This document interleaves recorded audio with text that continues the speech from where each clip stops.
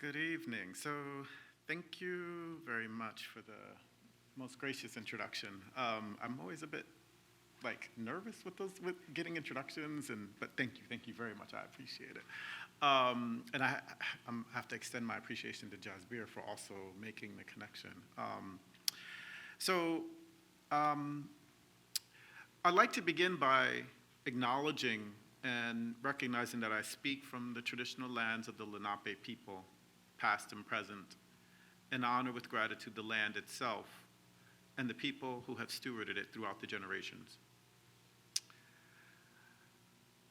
I would like to extend my appreciation to Omar Berrada for his gracious and thoughtful introduction and for inviting me to join you all today to share my work. Today I'd like to discuss some of the interventions I'm making in my current book project, Haunting Algorithms. In this book, I am rereading French philosopher Jacques Derrida's Hauntology from the perspectives of new materialisms, process philosophy, Black radical thought, and theories of information and cybernetics. Hauntology for me means to rethink the recursive unfolding of colonial racializing forces in today's forms of algorithmic governance. More specifically, I attempt to trace the formation of the transparent subject of the post-Enlightenment through the logic of statistics and cybernetics that I claim constitute the epistemal logics of algorithmic governance. Let me pause for a moment. Are you all hearing me clearly? Okay, all right, just want to do a check-in, all right. By the way, it's also quite unnorm for someone who comes out of psychometrics to not have PowerPoints, but I can't stand PowerPoints anymore. I've gotten they're annoying to me, and for many, many reasons outside of, unless there is a need for the visual. The cumbersomeness of them can be distracting. One thing I also should say is that I think the talk tonight actually has a way of cutting through each of the three themes, and hopefully that'll become apparent as I continue on. By post-Enlightenment subject, as I will explain further later, I'm referring to Denise Ferreira da Silva's intervention to dislodge the hegemony of the European Enlightenment subject. And by algorithmic governance, I'm conceptualizing as a techno-political system that is about politics that oscillates between, maybe even one might say it is an entanglement of discipline and control, and includes, but is not limited to, the deployment of machine learning algorithms and practices of governance and public policy.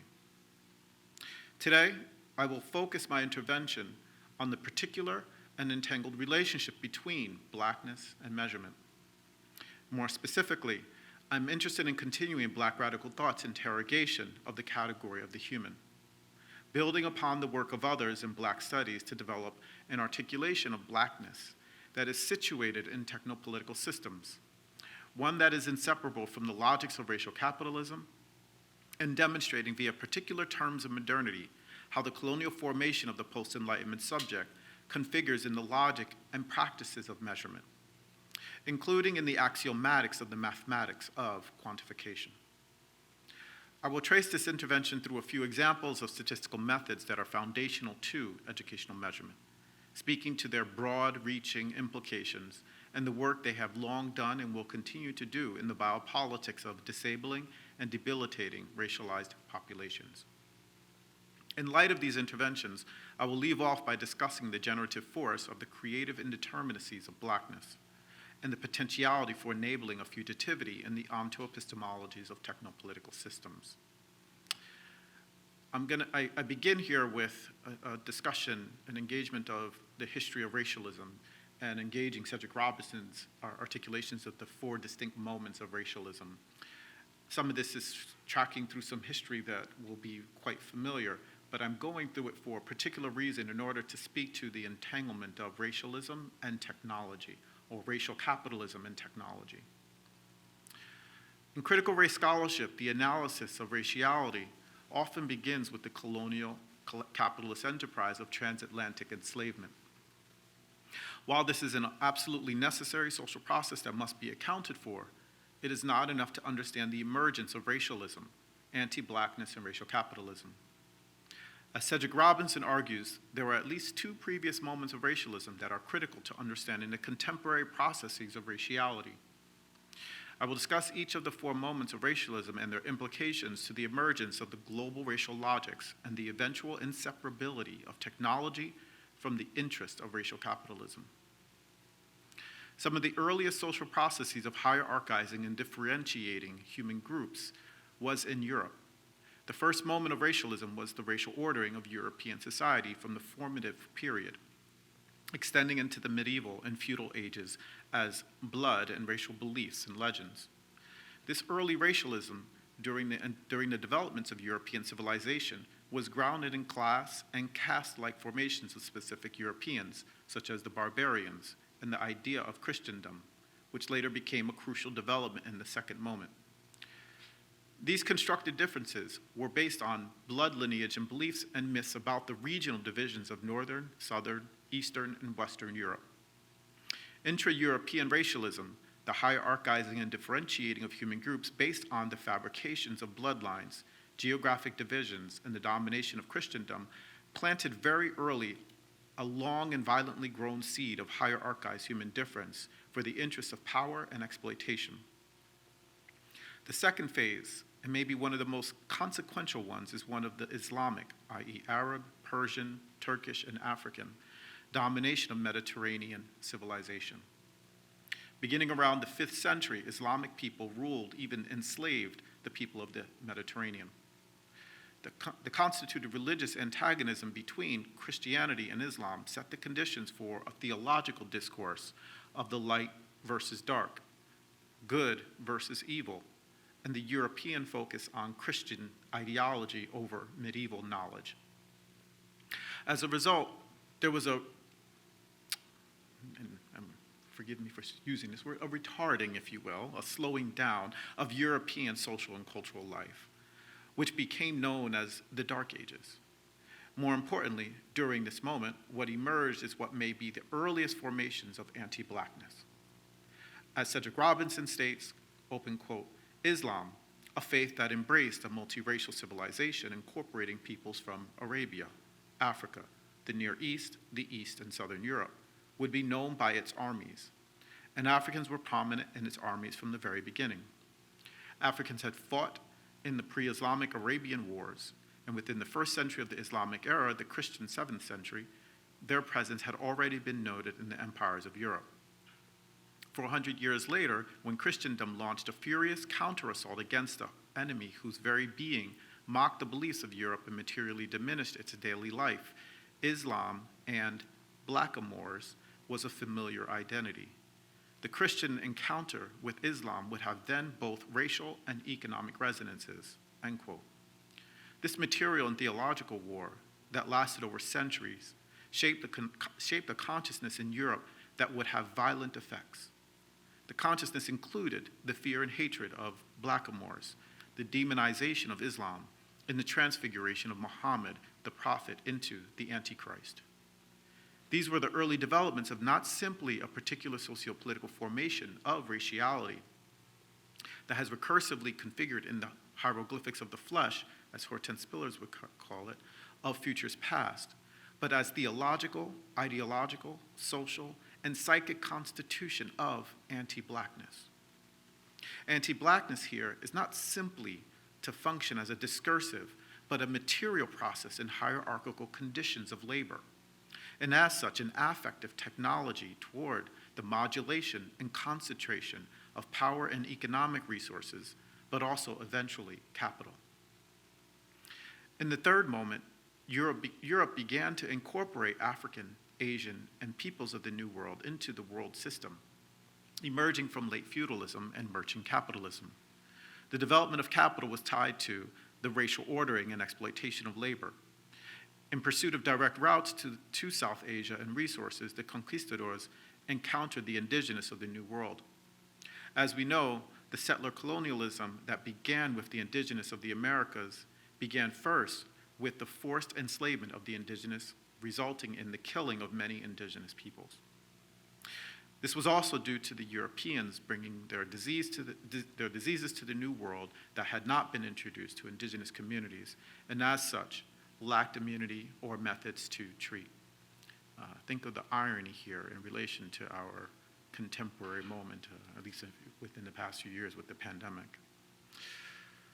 Although not the first form of racialism or enslavement for capital, settler colonialism instituted the beginning force of colonial capitalism in the New World. Yet, it is important not to understand settler colonialism in relation to place or location, but rather as a process or movement. As Jody Bird, for example, argues, settler colonialism needs to be understood in terms of transit. That is, settler colonialism needs to be understood as a defining movement, process, and forced migration, as well as movement and counter-movement. Transit, therefore, coincides not with a locality or particularity, but, as Bird insists, transit challenges ideas of indigeneity intended as the static representation of settling, location, or place. Similarly, transit also challenges the articulation of Indian and Indianness, which has served as ontological ground for U.S. settler colonialism. Within this framework, she maintains the need of theorizing how indigenous people, settlers, and arrivants function within and resisted against, open quote, the historical project of the colonization of the New World, end quote. In an effort to recognize the historical agency of indigenous people, which are also relegated to be a transit between the subject and the object, Bird offers us a critical reading of the colonial discourses that form the U.S. empire and foreground Indianness as the original enemy that cannot be graved. The violent genocide of the indigenous of the Americas also meant the need for more labor for colonial, extractive, and appropriative interests. Europeans began to seek out other bodies for labor. This began with the indentured servitude of lower caste Europeans, and as a result of the already existing outcomes, of Portuguese enslavement of Africans on the Canary Islands, among other places, Europeans turned to transatlantic enslavement of Africans in the New World.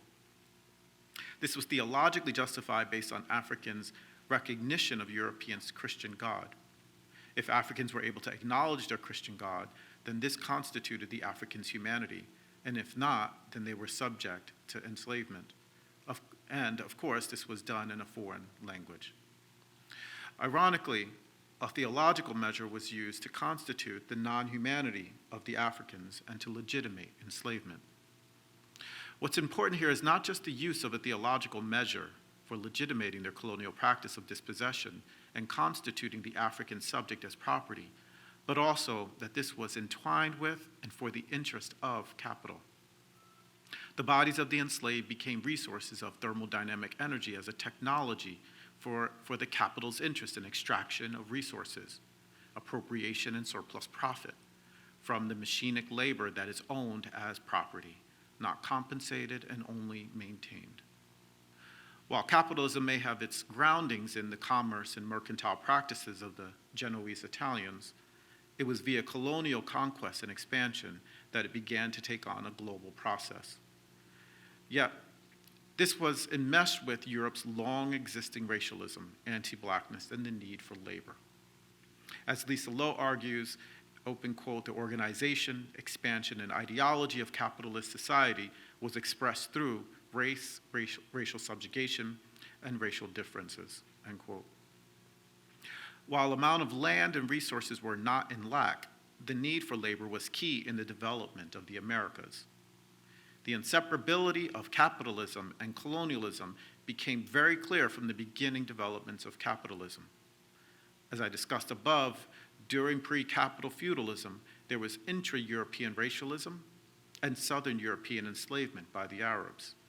Thus, the social process of raciality, enslavement, and anti-blackness had long existed in Europe. Consequently, the subsequent European invention of capitalism became built on raciality and the racialized division of labor. As Aníbal Quijano delineates, the racialized division of labor, the racialized division of labor was not just part of the foundations of capitalism, but was necessary for European capital accumulation and consolidation of global power. The ordering of these divisions were the capitalist was the bourgeoisie of Europe. The workers were the lower class of Europe. The indentured servants included lower caste Europeans, Asians, and Native Americans, and the enslaved were Africans. While these constitutions took variation over histories and geographies, this structure of the racialized division of labor endured for much of the history of colonialism. Building on Quijano's work and Sylvia Winter's work also argues that the racialized order of labor also meant that capital, power, and being human were racialized formations. The fourth and final moment that Robinson speaks to is the dialectic of colonialism, plantocratic slavery, and resistance from the 16th century forward, and the formations of industrial labor and labor reserves. I will say much less about this moment as much of this history is more widely known. Yet, what I do think is important to highlight is the resistance from the 16th century forward. The dominant narrative of slavery tends to construct the enslaved as passive or duped subjects, constrained by the violent forces of colonialism. What this narrative unfortunately misses are the many acts of insurrections, revolts, sacrifices, subversions, and fugitivity, as well as the establishment of maroon communities, even nations such as Haiti and Guyana. These are crucially important to account for, not just because of the need to affirm the existence of the enslaved, but also to account for what was always already an ongoing tension between the indeterminacies of the practices, performances, and ways of being of the enslaved in relation to the violence and subjugation of the recursive system of racial capitalism and its interest of maintaining a monologic universal.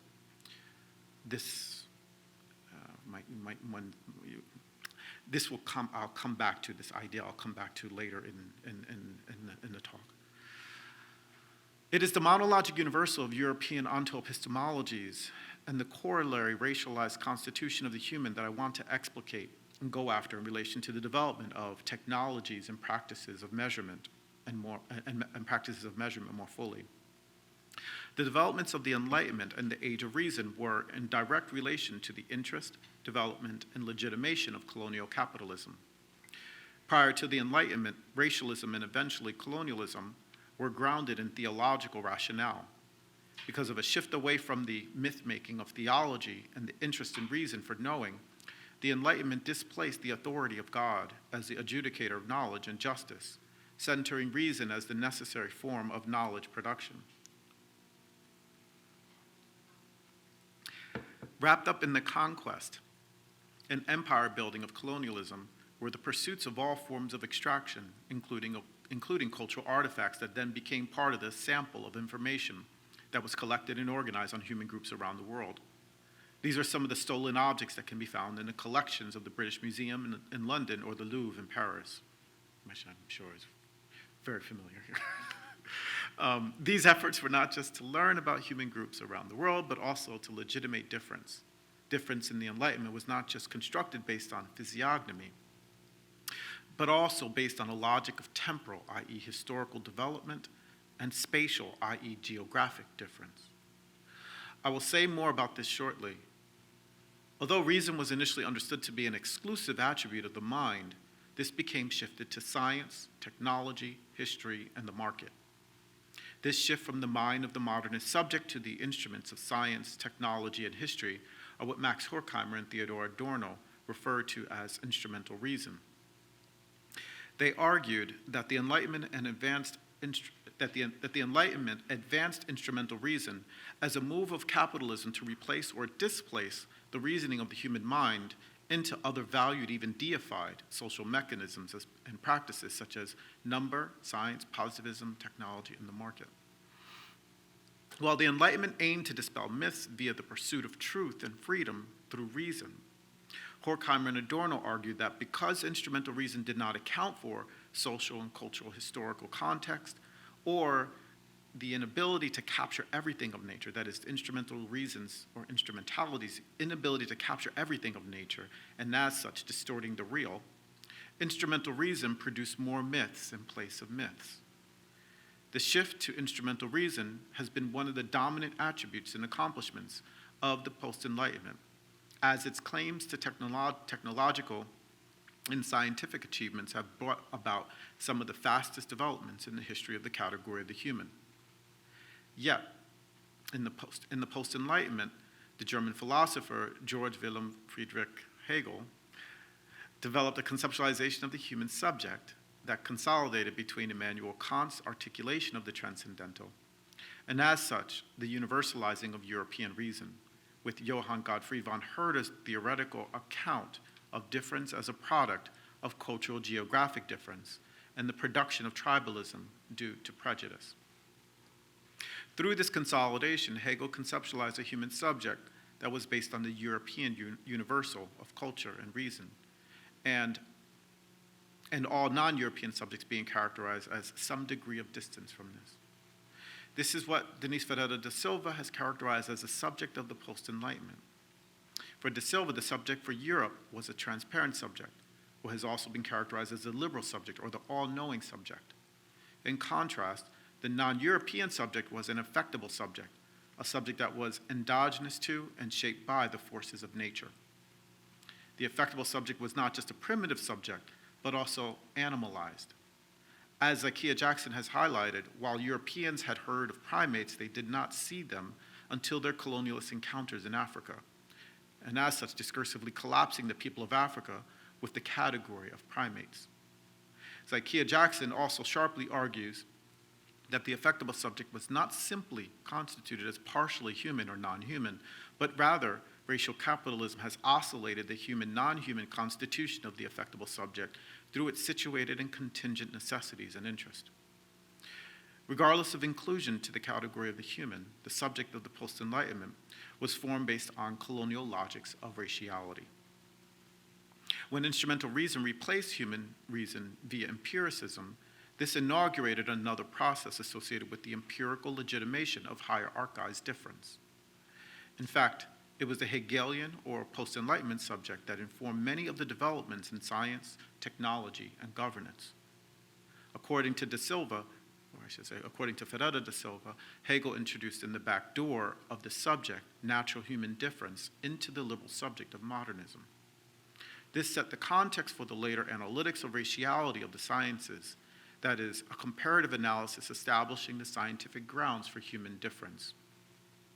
This includes the 19th century work in biology, anthropometry, craniometry, and psychophysics, and early 20th century work in psychometrics that informed the raciality of the mind, as well as the 20th century work on the sociology of space and populations of human differences that materialized the analytics of raciality. The modernist terms that undergirded the analytics of raciality were history, time, and space, as in geography. History, time, and space were important in shaping categories of difference. As Berrada da Silva argues, it is through the temporalizing of categories via Hegel's and Herder's natural history of racial categories that produces socio-political logics of raciality. It is via Herder's account of human history as situated in varying geographical contexts where he develops his conceptualization of the emergence of the interiority of human groups via their overcome achievements. Regarding Hegel, da Silva states that he replaces Herder's nature with, open quote, Father Spirit, a gesture that further apprehends the world as the exhibition hall of an entity that belongs in time, an interior thing. There he finds that spirit had not done its work on African minds and territories, for the Negro lacked the ideas that registered the spirit's presence. End quote. Through Herder's and Hegel's move to make natural history and the spirit the causal force of development of a group's interior capacities, they cemented colonial ideas of progress and development, and as such, the manifestation of sameness and difference via what Sylvia Wynter has called Man 1 and Man 2, or the cosmogonies of prototypical man. Consequently, as a significant premise in the conceptualization of the post-Enlightenment subject, time is also profoundly important for the spectrality of colonial violence and racial subjugation. In fact, time, history, and space, as demarcated by geographic context, or more specifically development, became the necessary descriptors in the formations of sameness and difference, as well as economic conditions, social conditions, human capacities, and even frameworks that inform social policies and practices of governance, all of which make up the system of racial capitalism and the metaphysics of blackness.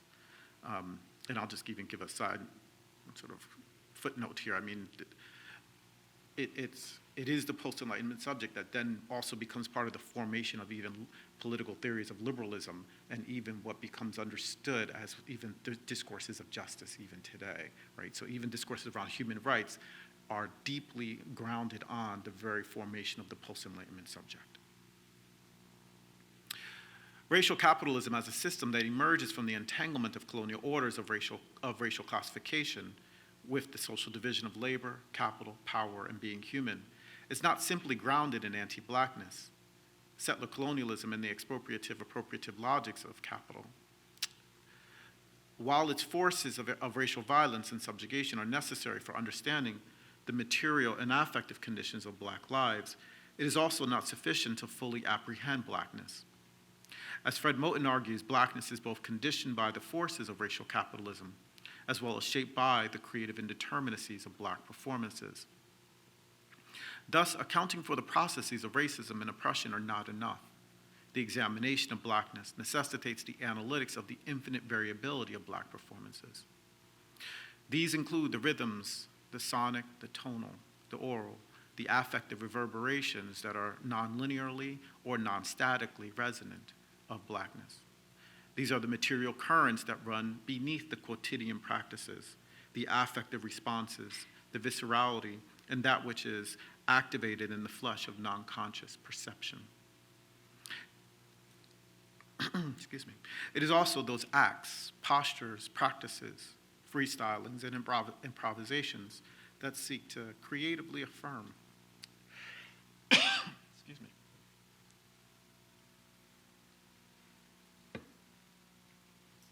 Maybe that's part of it too.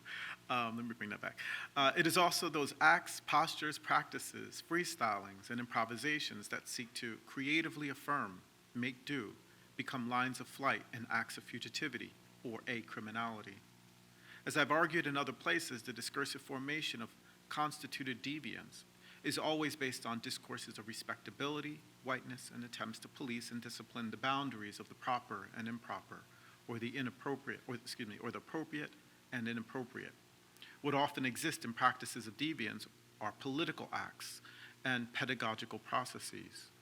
It is this infinite variability and its diffracted patterns in the flesh that is conditioned by racial capitalism, the boundless becomings that compose the creative indeterminacies of blackness. Blackness is not simply an ontology, nor is it an identity or epistemology. Blackness, as we learned from Fred Moten and Naum Chandler, is a metaphysics and a para-ontology. It is that which is always working alongside, underneath, and parallel to the recursive compression of racial capitalism. Blackness is a metaphysics that's always there, yet not readily accessible. It is not outside of the system. Blackness is always lurking, maintaining what Edward Glissant called an opacity. This is not an obscurity or an illegibility. It is that which is indeterminate or uncompressible to the monologic universal of the system. Blackness maintains a complicated, seething, and haunting presence as it threatens to disrupt, break, or rupture the changing same. Blackness is that which the epistemological universal seeks to manage at the edge and boundaries of existence, pushing the system to near entropic and apocalyptic conditions. It is due to the need to surveil, manage, discipline, and generatively control blackness that has informed the development of technopolitical systems of racial capitalism. As I've argued in collaboration with Luciano Parisi, racial capitalism is a recursive system built on logics of coloniality and racialization. Recursivity is about reflecting on, self-regulation of, self-adaptation to, and self-regeneration of the inferiority of a system. The monologic universalism in the epistemic response to the emergence of contingency creates the apocalyptic scenario where the end of capital is also the end of the human and of freedom. If, as Mark Fisher reminds us, the end of the world is easier to imagine than the end of capitalism, then the state of emergency of the looming apocalypse reminds humans that they cannot let colonial capital die. The looming threat of challenging or breaking the hegemony of Promethean man has intensified Western methods of enslavement and technology, even enslavement as technology and the technological displacement of the enslaved subject toward the protecting and maintaining of capital accumulation. The reparative pattern of enslavement and the epistemological ground of enslavement are one and the same: accumulation strategies of capital. Recursive technologies are modes and systems of thinking, a technological episteme that enables the changing same of universal epistemology and technopolitical process of anti-blackness. We see these recursive technologies in, for instance, psychometric measures of personality test, ability and achievement, learning analytics platforms of essay writing and behavioral modification, biometric technologies of identification such as fingerprint, retinal scan, and facial recognition, predictive analytics such as predictive policing and child welfare risk assessments, and financialization risk forecasting such as home mortgages, health insurance, and life insurance, among many others.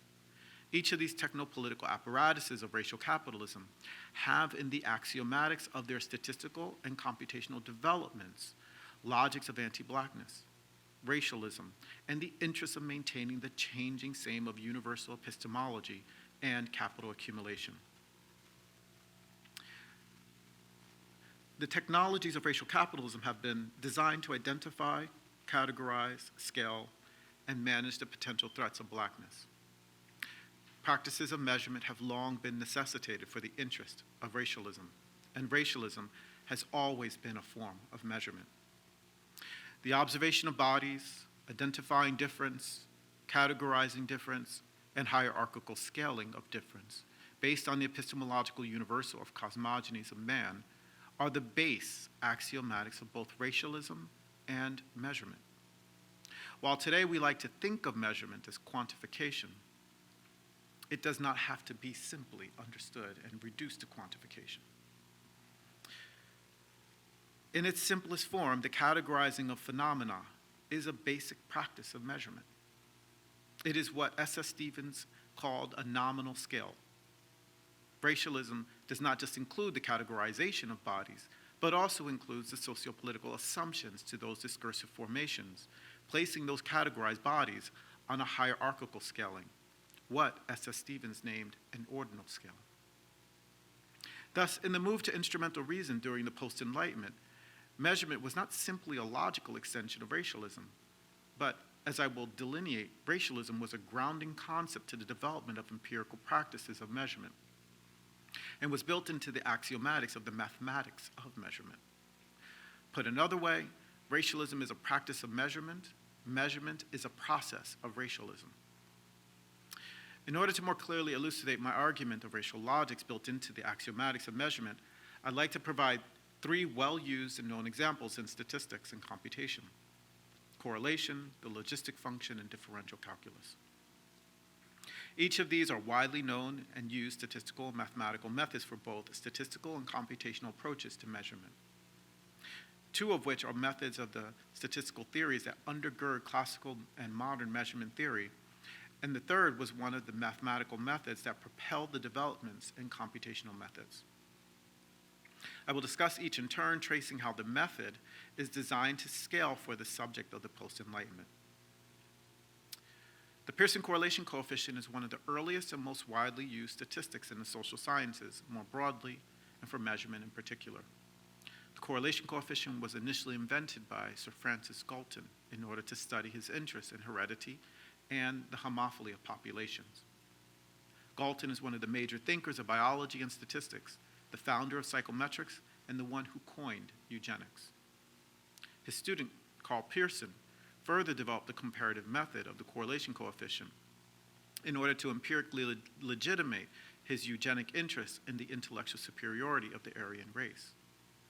This has been well documented by many scholars, especially Stephen Jay Gould. The Pearson correlation coefficient is premised on association or homogeneity via geometric distance from the centroid in multivariate space. This can be simply seen in the estimation of the summed product of the difference of x from the mean of x and the difference of y from the mean of y. The mean of x and y can be better understood as prototypical man for x and y. And the estimated difference is the statistically constructed difference and distance of each sample subject from prototypical man. This produces a comparative method based on sameness and difference. The correlation coefficient also led to further developments of other statistical and psychometric methods such as regression, principal component analysis, factor analysis, and cluster analysis, among many others. The logistic function was initially developed in the 19th century to study population growth. It found uptake in 1920 when the term logistic was reintroduced by biologist and eugenicist Raymond Pearl and his associate Lowell Reed. Pearl trained in statistics with Carl Pearson, the mathematician and eugenicist, and helped to develop the field of population studies. The logistic curve, aka Pearl curve, was among his major career achievements. For Pearl, the S-shaped curve captured a universal process of growth, and the only thing that varied was the intercept, which was based on natural human differences. As Ramsden states, open quote, Pearl's logistic curve represented all that was wrong with the biologist's attempt to study population dynamics and moreover epitomized the threat of biological imperialism and determinism in social science and social reform, end quote. Pearl's logistic curve was developed into the logistic regression model in the mid-20th century, most notably by Joseph Berkson for bioassay research. Bergson's development of logistic regression from Pearl and Reed's logistic function still made humanist assumptions of the liberal subject. This is specifically materialized in the analysis of a phenomena that is categorized on an ordinal scale, which essentializes human group differences that are further subjected to colonial logics by hierarchizing those differences. As a comparative method of analysis that necessitates identity and difference, logistic regression became one of the main methods for post-colonial analytics of raciality and the pathologizing of difference. Logistic regression is what became the statistical foundation to modern measurement theory. Whether it was the Roche model or item response theory, a multivariate logistic regression or logit model was used to advance the field of psychological measurement in the 1960s to the statistical modeling of item and personability parameters. Although postmodern and sociocognitive approaches have been developed with modern measurement theory, it continues to be haunted by its logics of racialism and the scaling of the post-Enlightenment subject. In Ramon Amaro's timely and brilliant PhD thesis, and by the way, his book just came out, I strongly encourage getting it. Its title is The Black Technical Object. And I had the privilege to be a reader on his PhD thesis. So, in his PhD thesis, Machine Learning, Sociology, and Substance of Race, he makes important and timely interventions in the study of race and technology, more broadly, and the intersections of Black study, mathematics, and machine learning more specifically. His thesis seeks to examine the larger question of the ways in which, via a philosophy of mathematics, machine learning algorithms rearticulate the colonial imaginary, or an ontology that abandons and excludes the existence of Black bodies.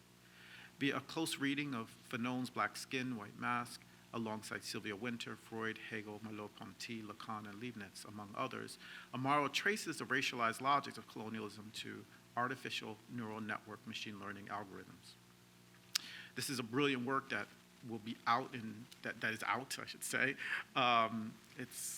It will be out in the spring on Amazon. But at any rate, for Amaro, key to making the connections between the colonial imaginary and machine learning is perception and differential calculus. It is via perception that accounts for the historicity of the epidermalized body and produces the sociogeny of the data. And it is via differential calculus, which undergird the nonlinear estimation of artificial neural nets, that accounts for the spatio-temporal ordering of bodies, reinforcing the prototypical man in relation to the pathological existence of Black bodies. Differential calculus was developed by the philosopher and mathematician Gottfried Wilhelm Leibniz. Leibniz sought to develop a method of mathematical reason that would contribute to the estimation of spatial and temporal ordering of bodies and the legitimation of colonial reason. This is not insignificant because of the main terms of modernity and colonial logics of racial hierarchizing were spatiality and temporality, as I spoke to earlier. More importantly, it is differential calculus that became significant to the developments of neural network machine learning and artificial intelligence.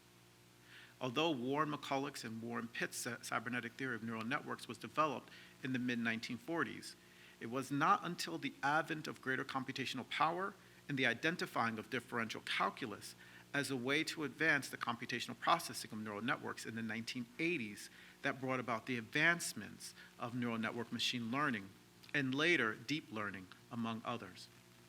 As a major development, neural network machine learning is used in various algorithmic applications today, including computational vision, natural language processing, and facial recognition. Thus, Leibniz's interest in the legitimating of colonial reason was accomplished in the take-up of differential calculus and some of the computational methods that are threaded into the quotidian of our everyday life. Literally, we use facial recognition to open our phones. These are just 3 examples of many other statistical and mathematical methods that are needed, that need to be excavated. This is especially important for each of those methods that were developed in relation to the interest and logics of racial capitalism and are underpinned by the modernist terms such as history, time, and space. We also need to be suspicious of axioms of separation or discreteness and a focus on the particular over the local, the particular of the local. These additional taken for granted terms of modernity have been the hallmark discourses on cultural difference, whereby human groups can become essentialized and the global logic of racial capitalism is erased. Each of the above examples demonstrate how in traditional and taken for granted practices of measurement are built on axiomatics of racialism. As I stated before, racialism is a material discursive practice of measurement, and measurement is a technopolitical process of racialism. As such, measurement has always been part of the sociopolitical practice of racialism and the technopolitical apparatus of racial capitalism and the metaphysics of blackness. I'm finishing up. As a condition of blackness, the recursive technologies of racial capitalism have been structured around indeterminacies and the ways in which they constitute and manage them. In statistical modeling, indeterminacies are the error or stochastic term of the model. It is that which is not accounted for in the deterministic or parameterized component of the model and is an estimate of the model's uncertainty.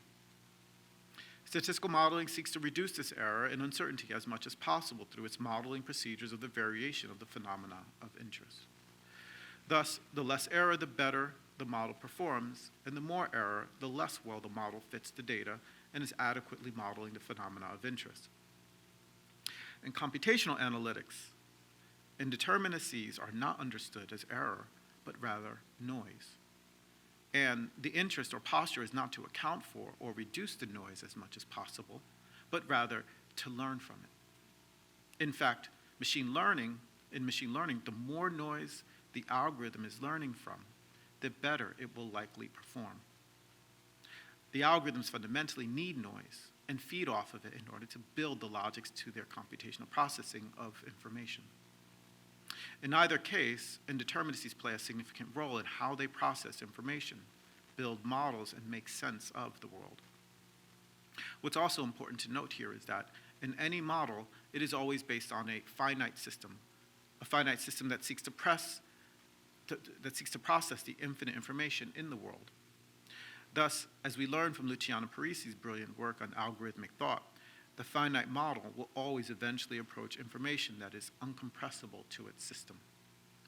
These are what Parisi calls incomputables. Incomputable probabilities are discrete states of non-denumerable infinities that are incompressible to the finite systems of algorithms. It is what has been classically known as Alan Turing's halting probability of a universal prefix self-delimiting machine, and what mathematician and information theorist Gregory Chaitin called omega. Its binary expansion is an algorithmic random sequence, which is incomputable. The incomputable is that which is not outside the system. It is fundamentally a part of the system. It indicates that the system is an incomplete model of cognition. As I discussed earlier, drawing from Moten, racial capitalism conditions the very possibility for the infinite variability of black performances. Thus, the metaphysics of blackness is not simply that which the recursive technologies of racial capitalism seeks to manage, discipline, and control, but is of the indeterminacies that exist alongside, underneath, and maintain a spectral presence. Drawing from Denise Berrada da Silva's interventions on matter, blackness, and equation of value, she states, open quote, "When blackness's oppositional power refers to matter, it is possible to avoid the principle of contradiction in the accounts of self-determination it sustains. It is possible to avoid, that is, a return to Hegel or Marx via the shortcut of racial eschatology." In the, end quote, "In the imaginaries of the West, blackness has no value and is nothing. Thus, rather than complying with the determining scripts of the West by equating blackness to sublation, a value of -1, or obliteration, a value of 0, Berrada da Silva posits to constitute blackness as matter to signal a value of infinity. Infinity is undeterminable or indeterminate, and is matter without form. Blackness as infinity not only aligns with Moten's infinite variability of black performances, but also refuses to treat blackness within the determinations of dialectical form. More importantly, the value of infinity also positions blackness as an indeterminacy that is always imbued with emancipatory potential in the finite recursive computations of racial capitalism. Computational modeling is used not simply to build profiles based on prefixed sets of algorithms, but to exploit the self-delimiting power of computation, defined by its capacity, or really incapacity, to decide when a program should stop based on indeterminacies. By transforming non-denumerable infinities into random discrete sets or omega probabilities, computational modeling manifests random actualities. When automated procedures become temporal operators of variations and heuristic searchers of results, automation itself, that is, the computational procedure, becomes open to the indeterminacies of its own function. As such, when a recursive system moves from being autopoietic to becoming allopoietic or even heteropoietic, the potentialities of indeterminacies can become actualities. Under such conditions, blackness could become a transformative force toward an ontoepistemology and technosociogeny otherwise and alternative world. It is such speculative systems of recursivity and postures toward indeterminacy that we must work toward. Thank you.